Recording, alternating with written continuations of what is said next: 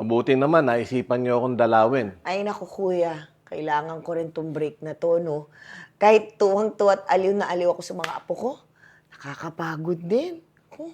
Ako naman nabigyan ng bakasyon sa trabaho. Ay, oo nga pala kuya. Sabi mo kanina, meron ka sasabihin sa amin. Ano ba yun? Oo. Kasi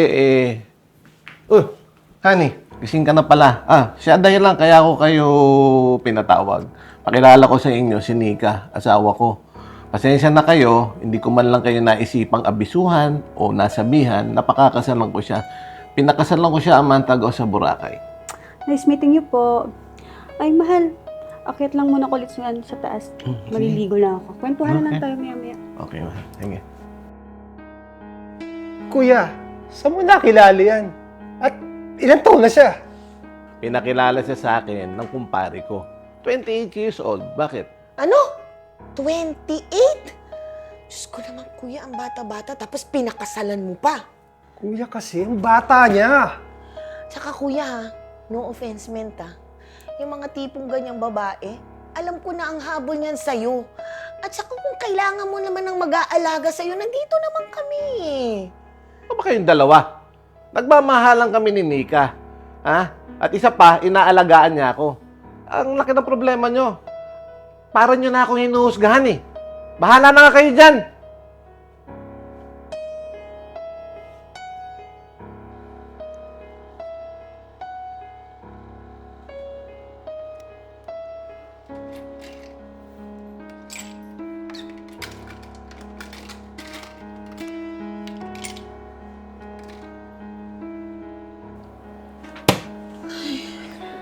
Ay, ate. Andiyan ka po pala.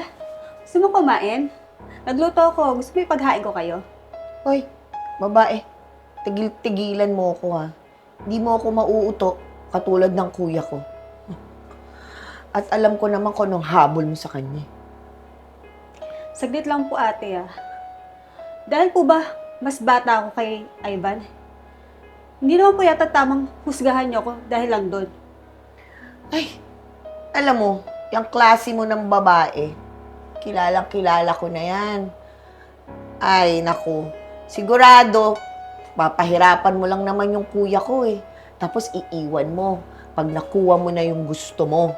Ay, teka pala Ian, magkano ba gusto mo? Bibigay ko na lang sa'yo. Hindi po totoo yan. Mahal ko si Ivan. At kahit anong isipin niyo, hindi ko siya iiwan. Yung pagmumukha mo yan, ang kapal-kapal ng mukha mo. Oy, yan mo, di bale. Alam ko naman din na lalabas talaga ang tunay mong kulay at marirealize din ng kuya ko na tama kami tungkol sa'yo.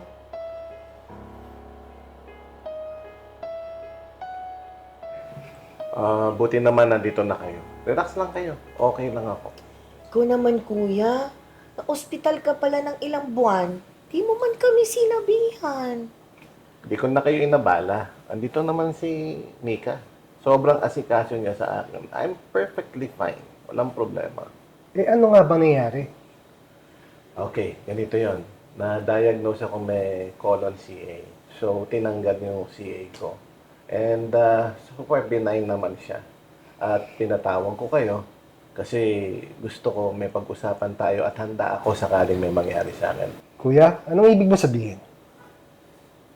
Gusto niya, hati-hatiin yung mga asset niya. Ayan. Ayan. Ayan ang pinakamatagal mong hinihintay, di ba? Ano bang gusto niyong patunayan ko?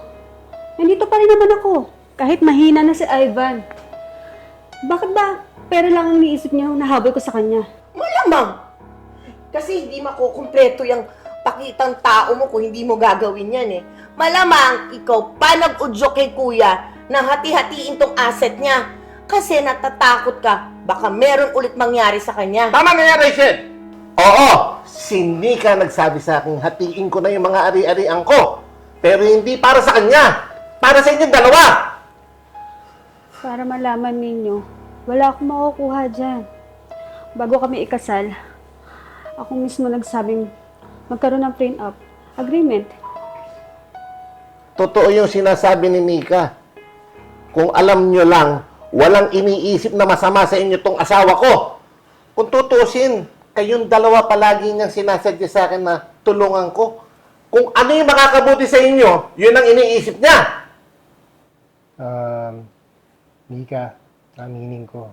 Kahit di ako gano'n nagsasalita, napag-iisipan ko ng masama ang pakay mo kay kuya. Kaya ngayon humingi ako ng pasensya. Ako din, Nika.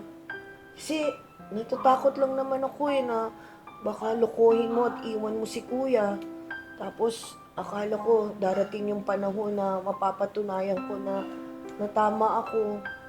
Yun pala hindi. Kaya sorry din ha. Naiintindihan ko naman yun. Natural lang ang reaction ng mga taong makita nila ang taong dalawang nagmamahalan na malayo ang edad. Ang importante, okay na tayong lahat. At maluwag na sa loob namin ni Ivan. Sige na, pupunta muna ako sa kusina at maghahanda lang ako ng merienda natin, ha? Sige, honey. Samahan na kita, ha? Okay. Iwan ko muna namin kaya, ha? Mag-aanda lang kami.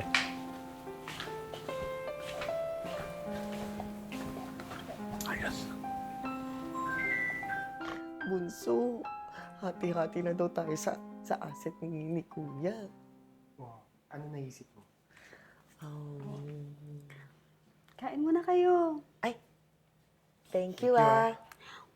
Kuha muna ako ng maiinom ninyo, ha? Salamat. Thank you. Bait naman pala.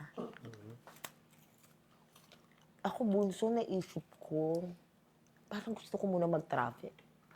Or magtatayo muna ako ng business. Para hindi naman sayang yung binigay sa atin ni Kuya. Kasi kung travel lang ng travel, mauubos yun, di ba?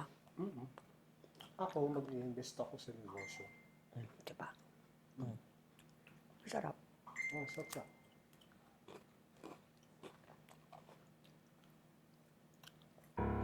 Bunso, Okay.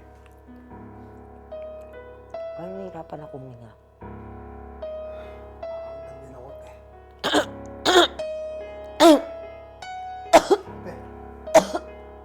Bunso, Ate. Bunso.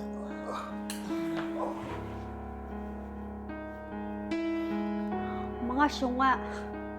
Hindi nyo alam na peke ang prenup agreement? Tama ka nga sana.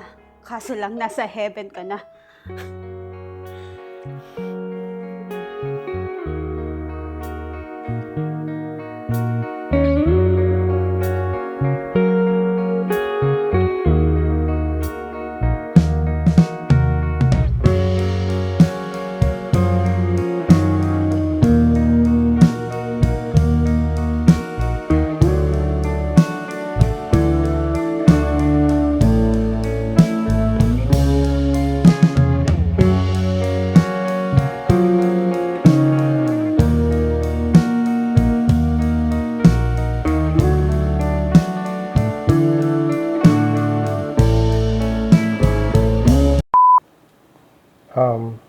Mika.